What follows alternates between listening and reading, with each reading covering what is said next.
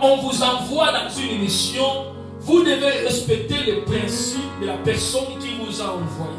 Si vous sortez hors des principes, vous perdez votre sécurité. Parce que votre sécurité dépend en respectant les principes de la mission. Ça veut dire Jésus leur donne à peu près 15 principes qui devaient prendre en considération sur le terrain de la mission. Les disciples devaient rester dans ce principe-là qui était en fait aussi les modalités de sécurité pour eux. Et parmi ces principes, c'est ce que nous allons essayer de développer et d'en parler et de comprendre même le pourquoi Jésus a donné ce principe à ses disciples.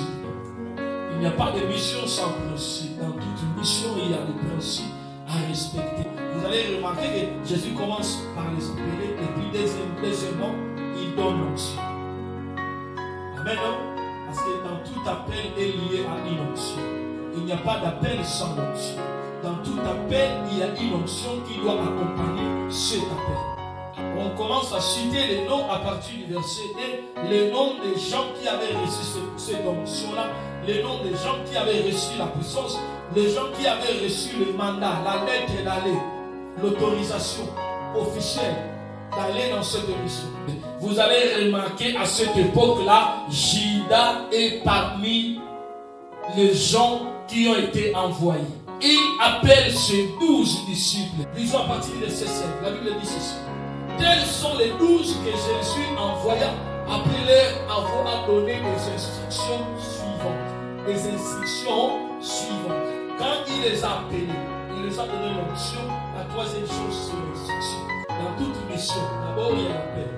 Deuxièmement, l'onction. Troisièmement, l'instruction.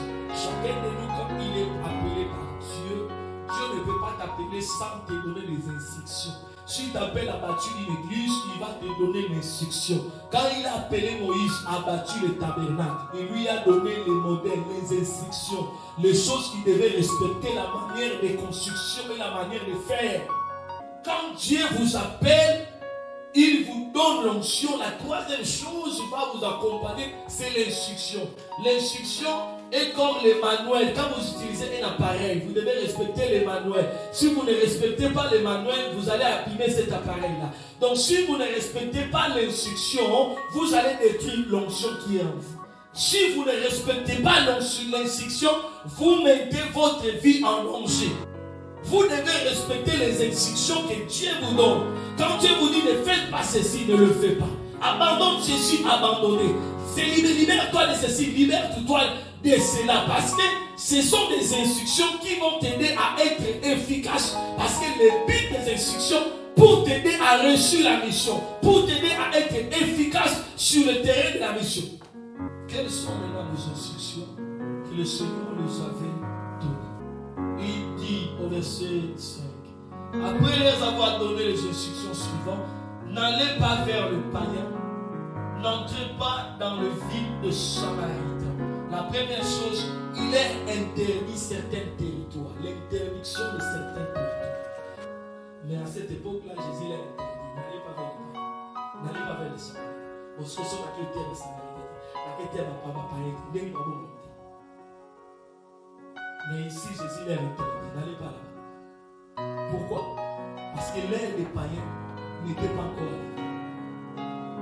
Aller dans le monde entier, faire des disciples. Mais ici, il est libre d'aller dans le monde entier. Il est interdit certains territoires. C'est-à-dire, attirer vraiment la limite, la garde des fous.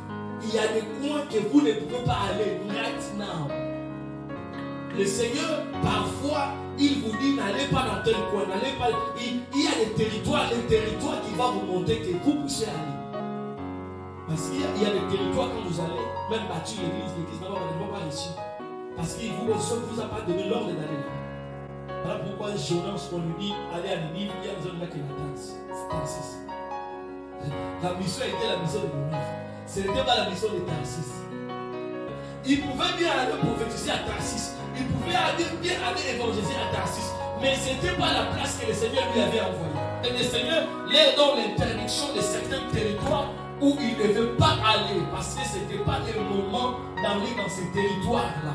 Il les avait limités d'aller seulement chercher les brebis perdus d'Israël, les Juifs, les Européens. Les hommes comme ce regretter à la 4 boîtes de nuit. Il y a des territoires qui nous balient. On goes à zéler, mais on continue sur la position. On sait qu'il nous balent, mais ce n'est pas les terrains. Attends-les quand ils vont sortir dans des lieux isolés. Prêche. Alléluia. Sinon, tu risques d'aller là-bas et puis on te transforme, on te déchange. Et au lieu de gagner, on va gagner. Parce que ce n'est pas le milieu approprié pour aller prêcher la parole de Dieu. Il y a des points que tu dois aller, il y a des points que tu dois parler, tu dois les comprendre. Ne sois pas zélé que la côté de la possession ici dans la terrain. C'est très dangereux. C'est très dangereux. You risk yourself. Alléluia. Au coup, ma cliente a écouté. Au coup, là,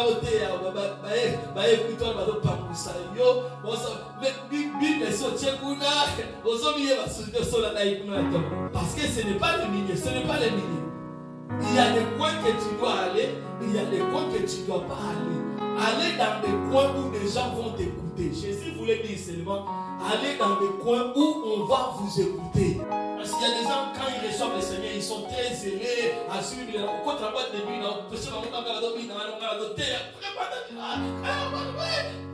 c'est très dangereux. Ne faites pas ça.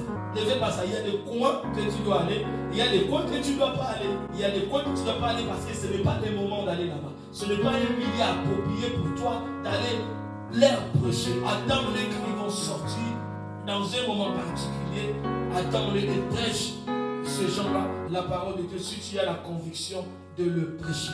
Et puis, allez plutôt vers le brebis perdu de la maison d'Israël. Il est indique le genre de personnes qui devaient aller prêcher la parole. Il est dit de ne pas aller prêcher à tout le monde, mais il est indique une catégorie de gens qui devaient aller pour prêcher la parole. Et ici, il parle de brebis d'Israël. Quand Dieu vous appelle à la mission, vous devez comprendre qu'il vous appelle pour aller gagner quelle catégorie de gens.